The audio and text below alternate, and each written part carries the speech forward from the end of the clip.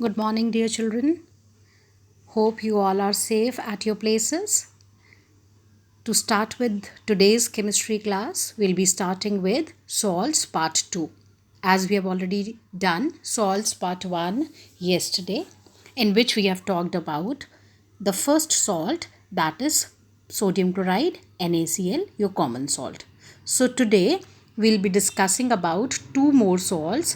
One is bleaching powder and another is baking soda. So let's start with the very first salt, which is bleaching powder.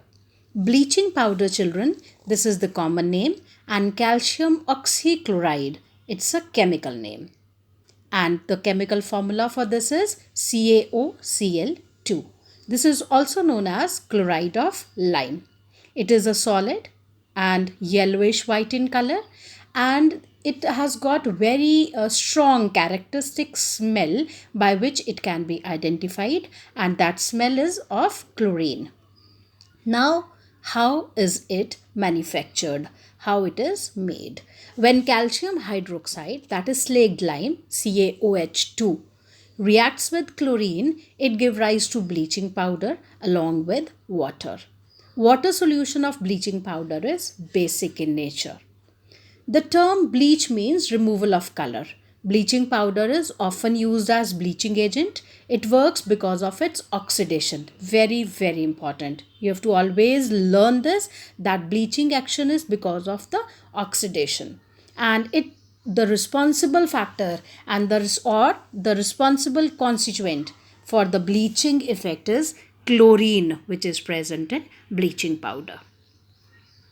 So now we'll be talking about few uses of bleaching powder. Bleaching powder is used as disinfectant to clean water, moss remover, weed killers, etc.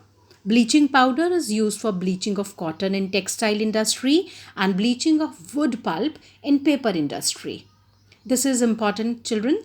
Like you see cotton cloth or the linen, this is white in color that you get in the market. But basically, this cotton is not white in color. This is pale or yellowish in color when it is made. Or if some other color is also required, then whole of the cotton in the textile industry or linen is bleached first of all, and then this white color is there on the cotton cloth. Bleaching powder is used as an oxidizing agent in many industries such as textiles industry, then paper industry, etc. Now, our another salt that is very important, and it's very common, children. You can ask your mothers might be using this baking soda in kitchen for making pakoras, and for baking cakes and this pastries, these the salt stuff. And baking soda is generally used to for two purposes mainly in kitchen. One is to give crispiness to the food, and second is for the baking purpose. And sometimes baking soda is also used in few cookings, in few foods, to cook it faster. So that is actually the general use in our kitchens. Now try to understand what is baking soda, which is nothing but it is sodium bicarbonate or sodium hydrogen carbonate. Baking soda is another important product which can be obtained by using byproducts of chloralkali process. If you remember, we talked about chloralkali process yesterday, in which chlorine was produced along with NaOH. So the chemical name of the baking soda, I have already told you, it's bicarbonate or hydrogen carbonate. Both ways you can say, and it has got so many common names: bread soda, cooking soda, bicarbonate of soda, sodium bicarb, bicarb of soda. So many different common names are used for baking soda. Baking soda, the process by which baking soda is made is known as Solvay process, in which the brine is reacted with carbon dioxide and ammonia. Now, few properties of sodium bicarbonate, that is your baking soda, NaHCO3. It is white crystalline solid, but it appears as fine powder, and it is amphoteric in nature. Children, amphoteric means it can act as a base, or it can also act in few cases as an acid. that is by amphoteric, both ways. So sodium hydrogen carbonate is not exactly fully soluble in water, it is sparingly soluble in water. And thermal decomposition means when sodium bicarbonate is heated, then it gives rise to sodium carbonate along with carbon dioxide and water.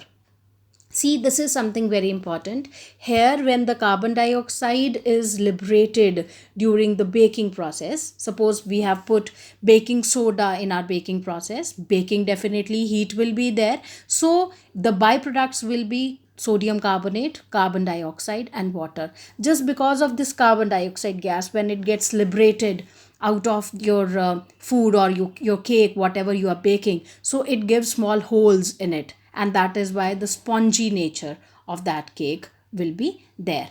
So this is how the bicarbonate is used for baking purposes. Uses of baking soda.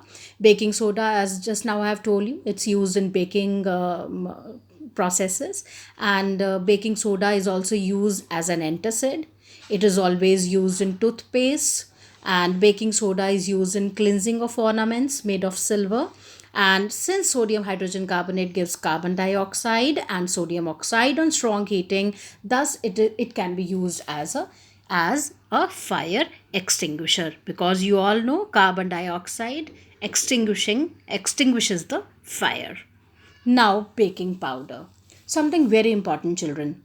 Try to understand the difference between baking soda and baking powder. Baking soda and baking powder are two different things actually. Okay, try to understand this example. Let's say I have baked a cake and it has come out to be very spongy, but the taste is little bitter.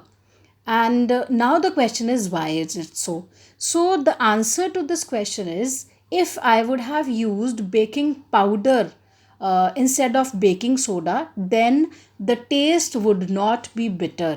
It's going to be very good, sweet in taste. Why is it so? Because baking powder is actually the combination of baking soda along with small amount of edible acid put into it, and generally we use tartaric acid. So baking soda plus tartaric acid becomes baking powder. So it is always advisable to use baking powder for the baking purpose instead of using baking soda. So this is something very clear from this slide also, that baking powder produces carbon dioxide on heating. So it is used in cooking to make the batter spongy. Although baking soda also produces carbon dioxide on heating, but it is not used in cooking, because on heating, baking soda produces Na2CO3 along with CO2, and Na2CO3 is responsible for making the taste bitter. So always put a small pinch of edible acid or use baking powder for the baking purpose. So that's all about today. We have done two salts, and you are advised to go through only these two salts and their details. For the elaborative studies, or maybe for your extra help, I am putting a YouTube link along with this video. Go through it. Don't do any question answers for the salts till now. Tomorrow I'll be telling you which question answers to be done, and then in the next week we'll be talking about our left salts of this chapter. All the best, children. If you have any doubt, you are most welcome to ask your doubts in the Zoom class on Wednesday. You are most welcome. All the best. Take care.